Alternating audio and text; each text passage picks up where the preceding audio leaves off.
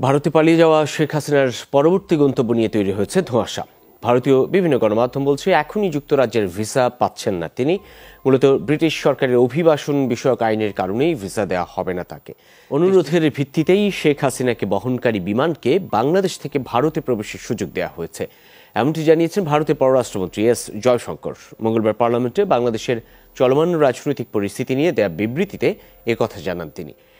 বাংলাদেশ থেকে ভারতে পালিয়ে যাওয়া সদ্য সাবেক প্রধানমন্ত্রী শেখ হাসিনা কোনো দেশে রাজনৈতিক আশ্রয় চাননি বলে দাবি করেছেন তার ছেলে সজীব ওয়াজেদ জয়। আর ডক্টর মোহাম্মদ ইউনূসের উদ্দেশ্যে বলেন, দেশ চালানো এত সহজ না। শেখ হাসিনা পালিয়ে গেছে, শেখ হাসিনা নাই, শেখ হাসিনা চলে গেছে, শেখ হাসিনা পালায় না। শেখ হাসিনা পালিয়ে গেছে, শেখ হাসিনা নাই, শেখ হাসিনা চলে গেছে, শেখ হাসিনা পালায় না।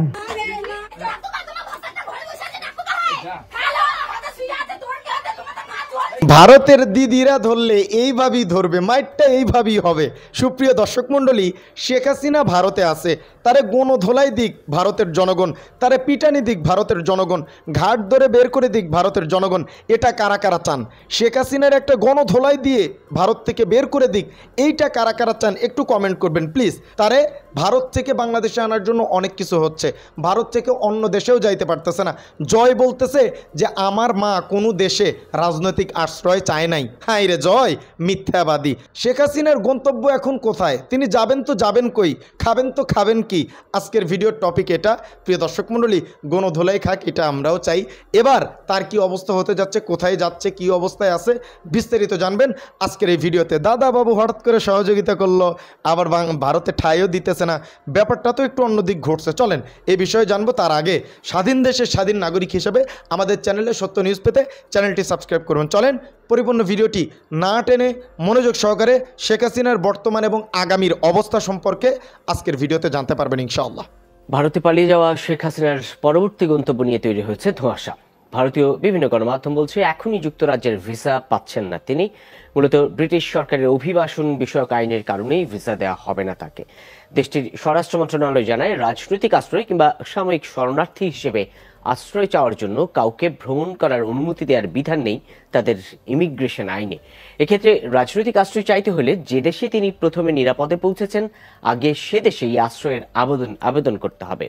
অনুরোধের ভিত্তিতেই শেখ হাসিনাকে বহনকারী বিমানকে বাংলাদেশ থেকে ভারতে প্রবেশের সুযোগ দেওয়া হয়েছে, এমনটি জানিয়েছেন ভারতের পররাষ্ট্রমন্ত্রী এস জয়শঙ্কর। মঙ্গলবার পার্লামেন্টে বাংলাদেশের চলমান রাজনৈতিক পরিস্থিতি নিয়ে দেয়া বিবৃতিতে একথা জানান তিনি। এর আগে বাংলাদেশ পরিস্থিতি নিয়ে সর্বদলীয় বৈঠক হয় ভারতে। জয়শঙ্কর জানান, ভবিষ্যৎ পরিকল্পনা নির্ধারণে আপাতত শেখ হাসিনাকে কিছুদিন সময় দিতে চায় নয়াদিল্লি। বাংলাদেশের চলমান রাজনৈতিক পরিস্থিতি নিয়ে মঙ্গলবার পার্লামেন্টে ব্রিফ করেন ভারতের পররাষ্ট্রমন্ত্রী এস জয়শঙ্কর। এ সময় দেওয়া বক্তব্যে দ্বাদশ জাতীয় নির্বাচন থেকে শুরু করে শেখ হাসিনার পদত্যাগ পর্যন্ত রাজনৈতিক বিভিন্ন ঘটনাবলী তুলে ধরেন তিনি। বলেন, নির্বাচনের পর থেকেই রাজনৈতিক সহিংসতা ও বিভাজন বাড়তে থাকে। Since the election in January 2024, there has been considerable tension, deep divides and growing polarization in Bangladesh politics. এই সময় বিবৃতিতে শেখ হাসিনার ভারতে পালিয়ে আসার বিষয়টি উল্লেখ করেন জয়শঙ্কর। বলেন, অনুরোধের পর খুব স্বল্প সময়ের ব্যবধানে হাসিনাকে বহনকারী বিমানকে দিল্লিতে অবতরণের সুযোগ দেওয়া হয়। At very short notice, she requested approval to come for the moment. আমরা অনুরোধের ভিত্তিতে শেখ হাসিনার বিমানকে ভারতে প্রবেশের সুযোগ দেই। সোমবার তিনি দিল্লি পৌঁছেছেন। বাংলাদেশে বর্তমানে 19,000 ভারতীয় রয়েছেন, এর মধ্যে 9,000 শিক্ষার্থী। তাদের বেশিরভাগই ফেরত এসেছেন, বাকিদেরও আনার চেষ্টা চলছে। এর আগে সকালে ভারতীয় পার্লামেন্টে পররাষ্ট্রমন্ত্রী এস জয়শঙ্করের নেতৃত্বে হয় জরুরি বৈঠক।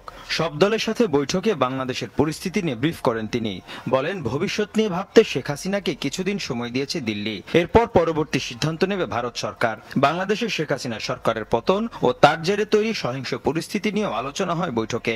বাংলাদেশ সেনাবাহিনীর সাথে দিল্লি নিয়মিত যোগাযোগ রাখছে বলে জানান জয়শঙ্কর।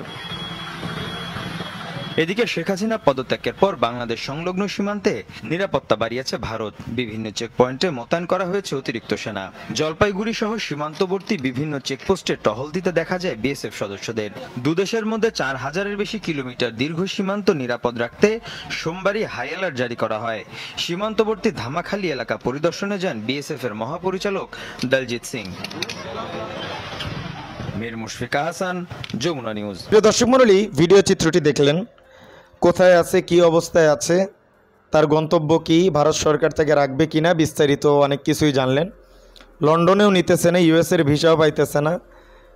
আহা, জাতির জন্য এত কিছু করলেন, এখন কোনো দেশেই ঠাঁই হইতেছে না। এটা কোনো কথা? এটা মানা যায়?